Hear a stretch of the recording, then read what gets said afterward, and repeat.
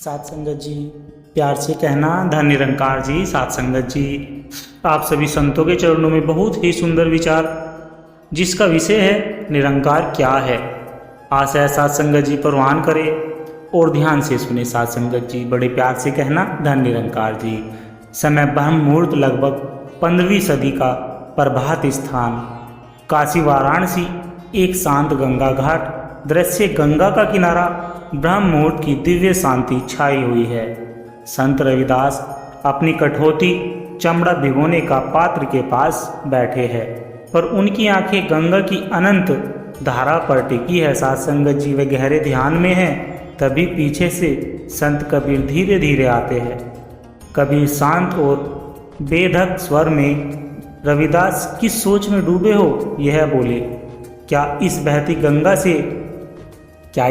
गंगा में उस अभय को खोज रहे हो जो कभी नहीं बहता? क्या इस दृश्यमान जल में उस अदृश्य को देख रहे हो जो हर कण में व्यापक है? रविदास चौंक कर आंखें खोलते हैं सात संगत जी, और कबीर को देखकर उनके चेहरे पर एक सौम्य मुस्कान खिल उठती है। वे खड़े होकर कबीर को प्रणाम करते हैं। रविदास, प्रणाम कबीर भाई, आपने तो आते ही मेरे मन की गांठ पर ही चोट कर दी। मैं इसी उधेड़ बुन में था कि जिसे हम निरंकार निर्गुण पार ब्रह्म कहते हैं, उसका वास्तविक स्वरूप क्या है? वह ना तो आंखों से दिखता है, ना वाणी से कहा जाता है, फिर भी सारा संसार उसी के होने का प्रमाण है। यह कैसी पहेली है?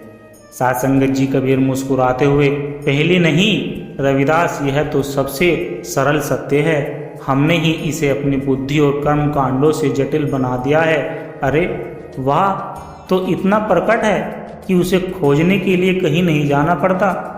लाली मेरे लाल की चित देखो तित लाल, लाली देखन मैं गया मैं भी हो गया लाल। अर्थात उस निरंकार का प्रकाश, उसकी चेतना हर जगह फैली है। मैं जब उसे खोजने के लिए निकला तो उसे ओत ओत पाते पाते मैं स्वयं ही उस प्रकाश में विलीन हो गया। मेरा मैं ही मिट गया। बताओ, जब खोजने वाला ही खो जाए तो किसे मिलेगा और क्या मिलेगा? सात संगत जी, किसे मिलेगा और क्या मिलेगा? सात संगत जी,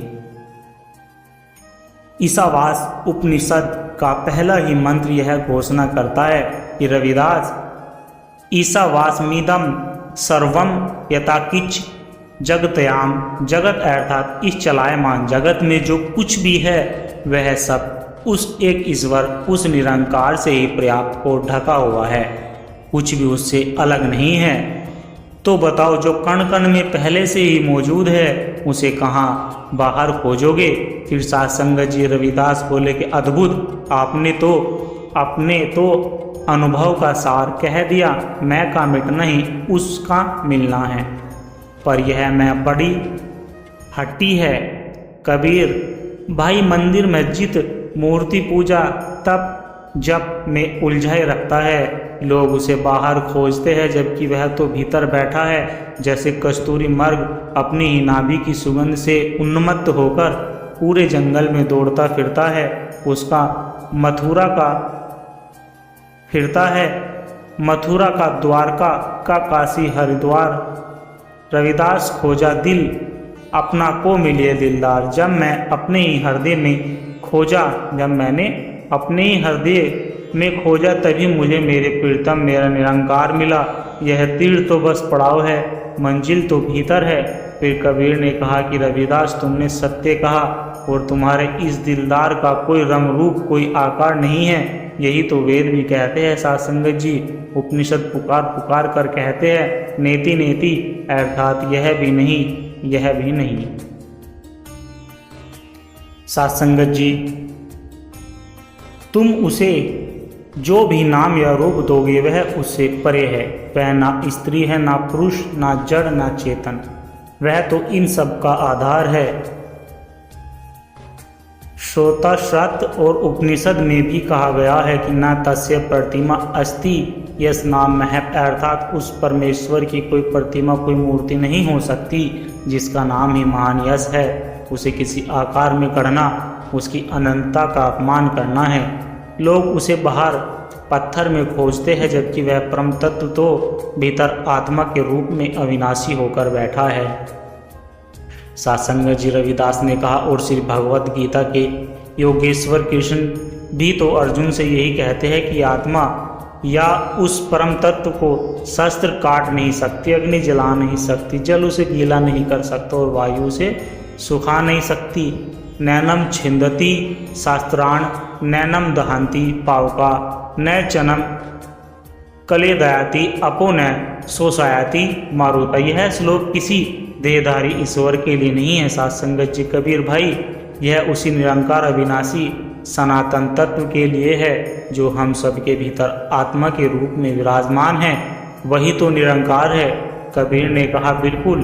और जब यह ज्ञान हो जाता है कि वह निरंकार हर एक के भीतर है, तो फिर ऊंच नीच जात पात का भेद कैसा। तुम चरबकार और मैं जुलाहा, पर हम दोनों में वही एक नूर चमक रहा है। सत्संगत जी, अव्वल अल्लाह नूर उपाया, कुदरत के सब बंदे एक नूर थे सब जब उपजा, कौन भले कौन मंदे। उस एक ही प्रकाश से जब सारा संसार उत्पन्न हुआ है, तो फिर कौन अच्छा और कौन बुरा। यह भेद तो अज्ञान के मर्यादा का पर्दा है। रविदास कहते हैं कि हाँ, यह माया ही सबसे बड़ी बांधा है सत्संगत जी। यह मन को भ्रम में रखती है। यह कहती है कि तुम यह शरीर हो, तुम यह जाति के हो, तुम अमीर हो, तुम गरीब हो। जब तक यह परम तब तक निरंकार का अनुभव असंभव है सत्संगत जी। इसलिए तो मैंने कहा है, जब हम होते तब तू नहीं, अब तू है हम नहीं। अति सूक्ष्म है गैल प्रेम की, ता मैं तो ना समाहे। जब तक मैं अहंकार था तब तक तू निरंकार नहीं, अब तू ही तू है मेरा, मैं रहा ही नहीं प्रेम की। यह गली इतनी संकरी है कि इसमें मैं और तू दो एक साथ नहीं रह सकते, एक को मिटाना ही होगा। फिर कबीर कहते हैं सत्संगत जी, और इसी में मैं को मिटाने का मार्ग गुरु दिखाता है। गुरु की वही जहरी है जो तुम्हारे भीतर छिपे है, तुम्हारे भीतर छिपे हीरे आत्मा को पहचानता है और माया की धूल को साफ करता है सत्संगत जी। गुरु गोविंदो इसका आलिया सत्संगत जी, गुरु गोविंदो खड़े काके लागू पाए, बलिहारी गुरु आपने गोविंद दियो बताए। मेरे सामने गुरु और गोविंद ईश्वर दोनों खड़े थे। मैं दुविधा में था कि किसके चरण स्पर्श करूं, पर मैं गुरु पर ही बलिहारी जाता हूं, क्योंकि उन्होंने ही मुझे गोविंद तक पहुंचाने का मार्ग बताया है। उन्होंने यह नहीं बताया कि गोविंद किसी मंदिर या आसमान में है। उन्होंने बताया सत्संगत जी की गोविंद तुम स्वयं हो। रविदास, यही तो परम ज्ञान है, यही तो ब्रह्म ज्ञान है। और जब यह ज्ञान जीवन में उतरता है, तब कर्म कांड और बाहरी शुद्धता का कोई अर्थ नहीं रह जाता। तब मन की पवित्रता ही सबसे बड़ी पूंजी बन जाती है। इसलिए लोग जब मुझसे गंगा स्नान की बात करते हैं, तो मैं कहता हूँ, मन चंगा तो कटौती में गंगा। यदि मेरा मन पवित्र है, निर्मल है, तो मेरी इस चमड़े की कटौती में ही मेरे लिए करोड़ों गंगा स्नान का पुण्य है। क्योंकि निरंकार देह की नहीं, मन की शुद्धि देखता है। वह किसी स्थान या वस्तु में बांधा नहीं है, वह तो भाव का भूखा है। सुबह की पहली किरणें गंगा के जल पर पड़ती है और उसे सुनहरा कर देती है। चिड़िया का कलरव शुद्ध हो रहा है। कबीर, देखो रविदास, यह सूर्य उदय हो रहा है। क्या यह किसी एक घाट, एक मंदिर या एक महल के लिए उदय हुआ है? नहीं, यह अपनी रोशनी सत्संगत जी सबको बांट रहा है। पापी, पुण्य, आत्मा, अमीर, गरीब, ऊंच नीच, सबको यही निरंकार का स्वरूप है। वह होना है, ऊर्जा है, चेतना है, जो सबको समान रूप से जीवन दे रही है। वह ठीक वैसे ही जैसे जल में कुंभ, कुंभ में जल, बाहर भीतर पानी, फूटा कुंभ जल जल ही समाना। यह तत्व कथो ज्ञानी घड़ा जल के भीतर है और जल घड़े के भीतर है। सत्संगत जी, बाहर भीतर सब जगह पानी ही पानी है। जब घड़ा शरीर अहंकार फूट जाता है, तो भीतर का जल बाहर के महासागर में मिलकर एक हो जाता है। ज्ञानी इसी तथ्य को समझाकर परम शांति को प्राप्त करते हैं। रविदास आंखें बंद कर हाथ जोड़कर तो सार यही निकला कबीर भाई कि निरंकार कोई व्यक्ति या वस्तु नहीं जिसे पाया जा सके। निरंकार वह परम सत्य है, वह चैतन्य है जो हम स्वयं हैं। उसे खोजना नहीं साध संगत जी, केवल उसके ऊपर पड़े अज्ञान और अंधकार के पर्दे को हटाना है। और जानना नहीं, उसे जानना नहीं, उसे होना है।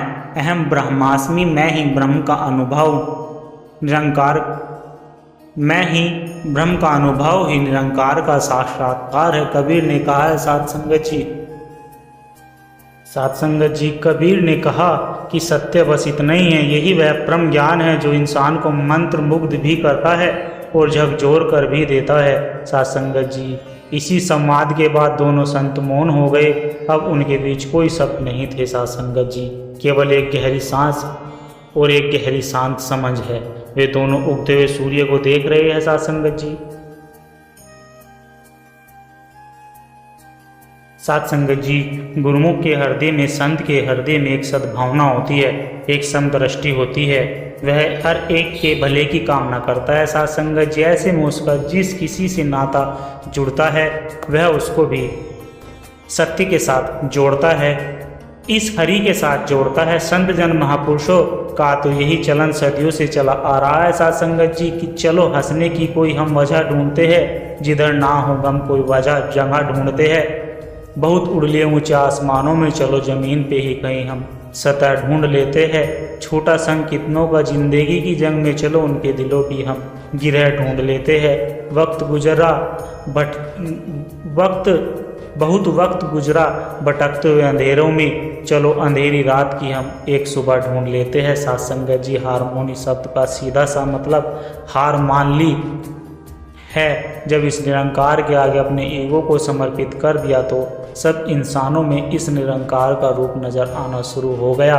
एकत्व वाला भाव पैदा हो गया, सब अपने लगने शुरू हो गए। साध संगत जी, जब सब अपने लगने लगते हैं तो एक इंसान दूसरे इंसान के काम आना शुरू हो जाता है और सारा ही मानव परिवार अपना बन जाता है। हमने इसी प्रकार मानवता के काम आना है साध संगत जी, और मिशन के संदेश को जन जन तक पहुंचाना है। साध संगत जी, संसार को व्यवस्थित रखने के लिए थोड़ा सा भय तो आवश्यक है। मृत्यु का भय जीवन की रक्षा करता है, गलती का भय सही राह पर ले जाता है, बीमारी का भय स्वच्छता की ओर ले जाता है और दुख का भय नेकी के मार्ग पर रखता है। साध संगत जी, ईश्वर का बोध ही मानवता को विश्व बंधुत्व, सद्भावना, शांति से अस्तित्व, एकत्व के सूत्रों में पिरो सकता है। सहनशीलता से आध्यात्मिकता मजबूत होगी, संकीर्णता मिटेगी, विशालता आएगी, मनों से तंगदिली दूर होगी, अज्ञानता वश मनों में धर्म, जाति, भाषा, संस्कार, पहनावा इत्यादि अनेक प्रकार की दीवारें खड़ी है। साध संगत जी, यह दीवारें अत्यधिक जागरूकता के द्वारा गिराई जा सकती है।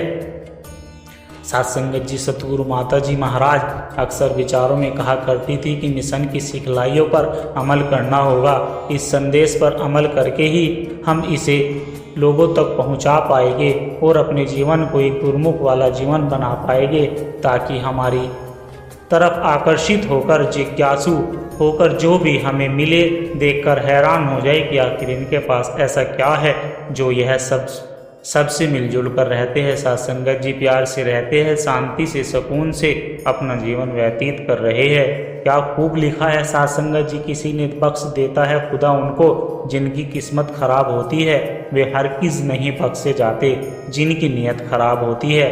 ना तेरा एक होगा ना मेरा लाभ होगा, ना तेरी तारीफ होगी ना मेरा मजाक होगा।